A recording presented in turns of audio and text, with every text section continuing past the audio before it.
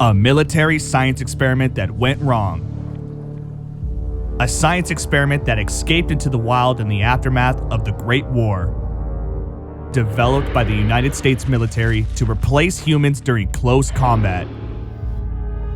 Becoming the apex predator in many of the new post-war ecosystems. But what exactly is a Deathclaw, and how were they made? Well, we're going to get to all of that in today's episode, and how they became the dominant predator in the post-apocalyptic wasteland of Fallout. Long before the Great War, the government was looking for a cheap replacement for human troops during combat operations. Therefore, the US government was investing in scientific research as an alternate to develop super soldiers. Along their discoveries, they developed the forced evolutionary virus, which altered human DNA to withstand against nuclear warfare against the opposing attacks on China. The US government wanted to implement this virus to achieve maximum characteristics from each individual animal, as they had been previously testing on animals to assure the right variant for the forced evolutionary virus. After testing with various animals and combining mixed animal stock, Deathclaws were then created. The Deathclaw was born from a mix of animal stock, with a reptilian feature which was primarily taken from the Jackson chameleon for its abilities of stealth and camouflage. Although the project was successful in creating a ferocious predator, they never had the opportunity to be deployed on the battlefield.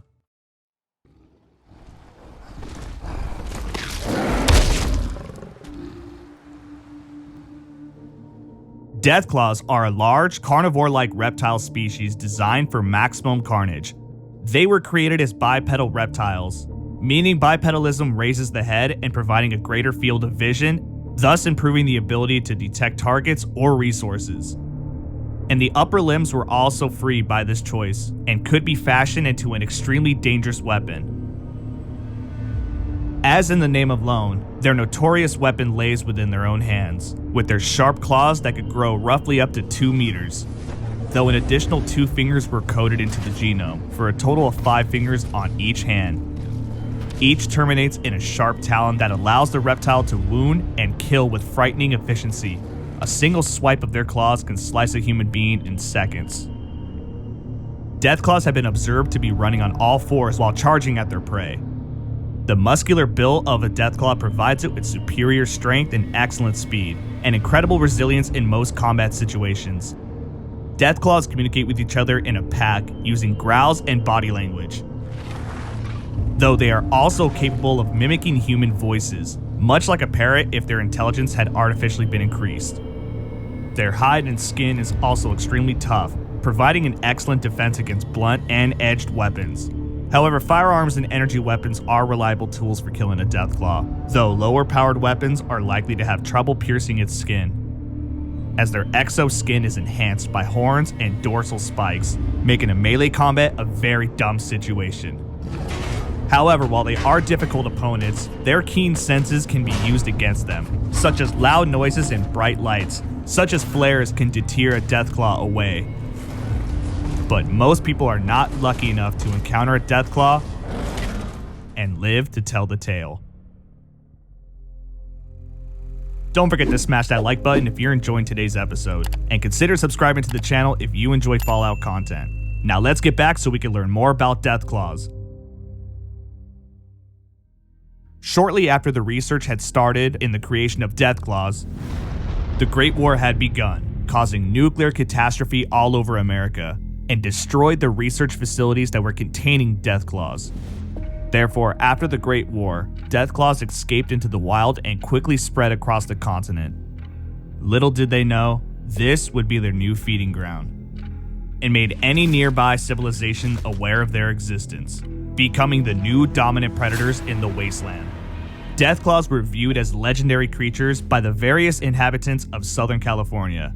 However, the population in the Boneyard was keenly aware of their existence, as a lone mother and her offspring claimed the area between Downey and Norwalk around 2161, keeping the gunrunners in checkmate while terrorizing other communities in the region. Deathclaws hunt like pack animals, with leadership roles assumed by the alpha pair, the strongest male and female Deathclaws in the group. The remainder of the pack follows the leaders and migrates along with them. Coupled with their pack behavior is a fierce territorial instinct. Deathclaws usually avoid territories away from inhabited areas, most likely due to the loud noise. But they may settle temporarily into abandoned human buildings and areas. Such is the case with the Boneyard Warehouse in 2161 or the Quarry Junction in 2281. Once it claims a territory, a pack is exceedingly difficult to dislodge, as the alpha male will not abandon a claimed territory even if the pack mother is killed, while the alpha female will simply choose another mate to procreate. Reclaiming a Deathclaw territory usually requires either killing both the pack leaders, causing the pack to scatter, or wiping out the entire pack. But neither of these options are quite easy. As we all know, F.E.V played an important role in the Deathclaws that we see today. That was because shortly after the bombs fell, the F.E.V vats were then opened up by Richard Gray, more commonly known as the Master. As the first generation Deathclaws began to scatter across the wasteland, the Master lured a couple Deathclaws into the vaults and began testing F.E.V on the next generation of Deathclaws. Eventually, they were refined by the Master through genetic manipulation and the forced evolutionary virus. Although it may be safe to say that the Master had a lot to do with the next generation of mutated Deathclaws, the Enclave, on the other hand, were diving their hands into genetic research themselves. According to the Appalachian Enclave's research division, they also note that they were working on genetic manipulation, similar to the projects done by the Master. But those are different stories that we could get into in another video. But that just about wraps up everything that we know about Deathclaws, where they came from, and how they became the dominant predator across the wasteland. Thank you for watching. If you enjoyed today's episode on Deathclaws, then don't forget to smash that like button right down below, and consider subscribing to the channel if you enjoy Fallout content and storytelling. Be sure to check out this video below where I talk about the forced evolutionary virus. And I hope to see you all in the next one, but until then, have a great one.